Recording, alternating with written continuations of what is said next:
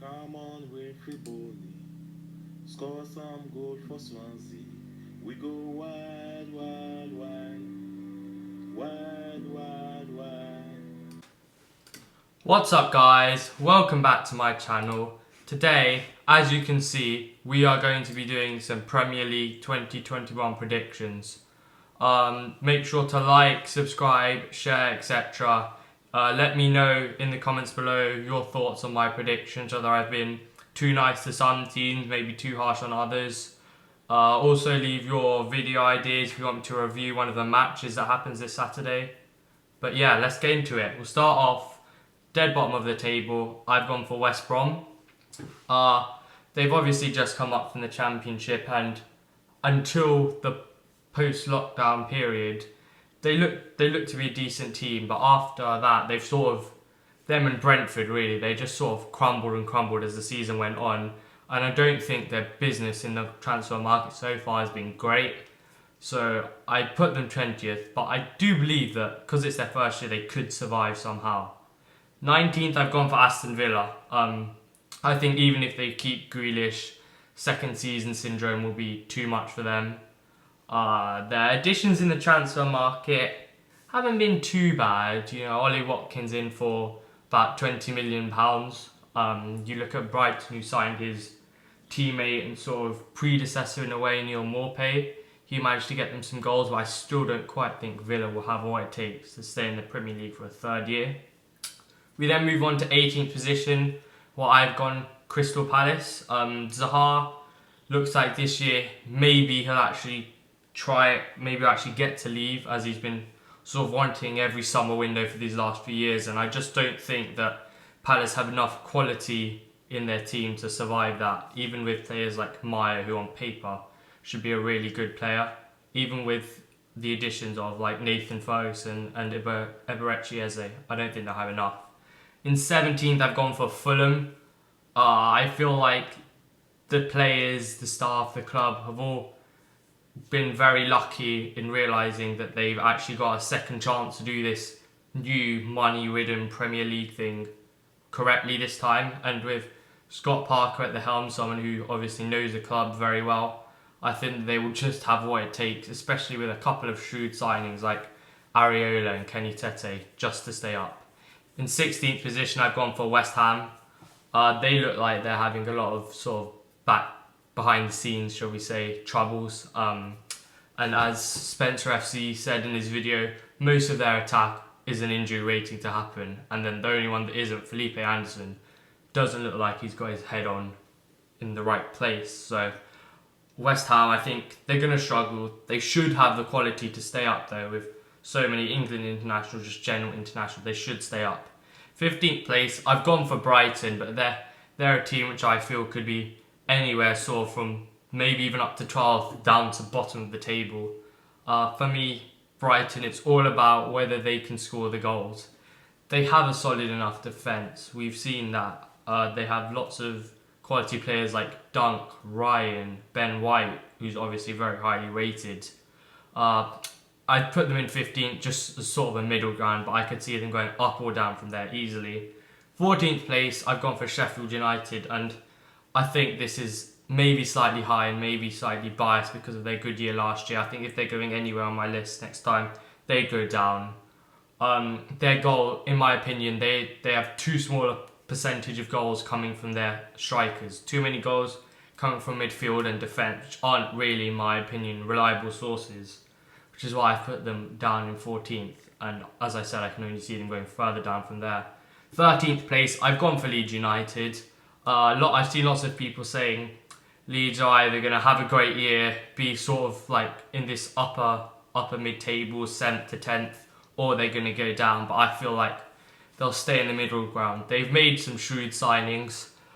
They've been linked with so many players now that I can't really tell who looks like they're actually going to come in and who doesn't. But I think with the squad they have, and with Bielsa at the helm, 13th is a good place.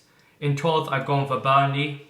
They had a good year last year, 9th, 10th, maybe.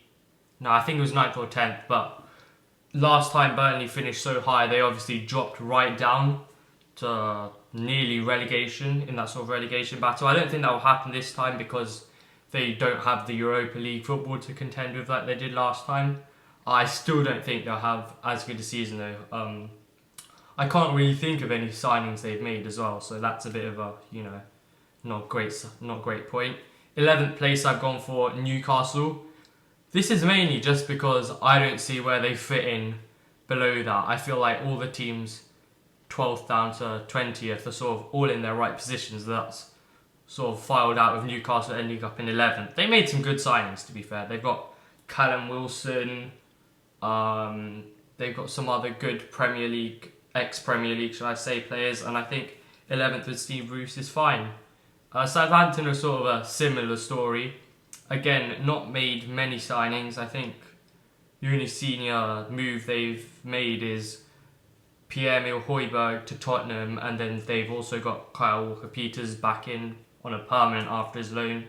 Mario Lemina going to Fulham. I don't really think he was in their plans anyway. I could see them finishing all the way sort of the 13th, but I think Hasenhüttl will get them up into 10th. In 9th place, I've gone for Leicester.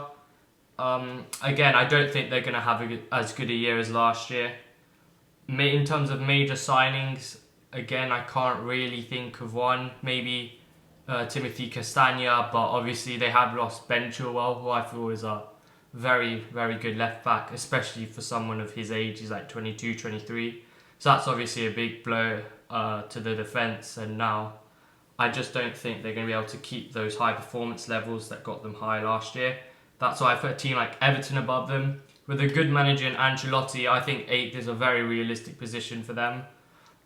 This is mainly because, for me, with all these new high-profile signings, it's going to take a few games to bed them in. And after like the 6th, 7th game, I could see them down in 14th. And I think that's going to be, in the end, what puts them 8th and not 7th as top of the midfield, instead of the team that's going to come up in any second, which is Wolves. I think Nuno's just going to continue doing the fantastic job he's doing there. They clearly play quite attractive football. They play effective football as well when they need to. I think that's very important. The loss of Matt Doherty, I'm very interested to see if they actually sign anyone to replace him, or if Nuno decides to put Adama in there full time at right wing back. So maybe they have the potential to drop slightly lower, but I think 7th is a pretty fair prediction for them. In 6th, I've gone for Tottenham Hotspur. Jose's project, I think this year is going to be sort of a continuation of the settling in for me. They haven't made any major high-profile signings, but then Tottenham sort of never do. Doherty and Højbjerg, who they've signed, aren't exactly young, so I'm not really sure. I just don't quite think that they have the additions in the squad as well as the raw quality to match teams like Arsenal, who I've put above them in 5th. I'm really liking what Arteta's doing there. People like Gabriel coming in. It looks like he's going to use Saliba as well now he's back from his loan. What I would say about Arsenal is they need to try and make some sales in order to get more money in the budget to get in someone like a Thomas Partey, who I feel like could be the final piece of the jigsaw for Arteta. The reason I put Arsenal above Tottenham is because I think they do better in those big games. But I just don't think any of those teams have the quality to match the top 4. Bottom team in that top 4, I've gone for Chelsea. They've obviously made tons and tons of signings this window.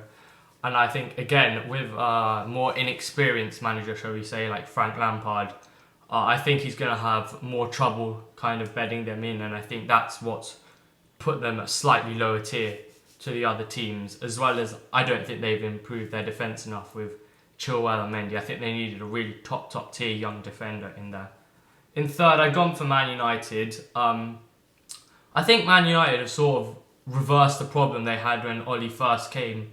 They could beat the big teams, but they couldn't beat the small teams. Now with the creativity of Bruno Fernandes and Pogba, and they look like they can beat the small teams, but in the couple of big games I've seen them play, they've seemed quite flat and quite dull. So I'm not really sure if they can break the Man City Liverpool top 2 that there currently is.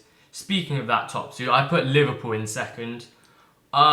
This is purely based off the fact that I don't think they have the squad to cope with winning another Premier League. There's they got very lucky last year with injuries, and I don't know how much longer, one, that luck will continue for, and two, I just don't know whether the players are still going to be able to keep that fire in them to really, really battle for the league, which is why I have put Man City in first place. I think that Pep will always keep those players wanting to win, and he always needs them to win. That's an important thing.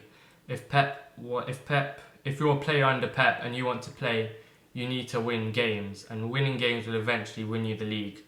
I think Ake has been a good signing.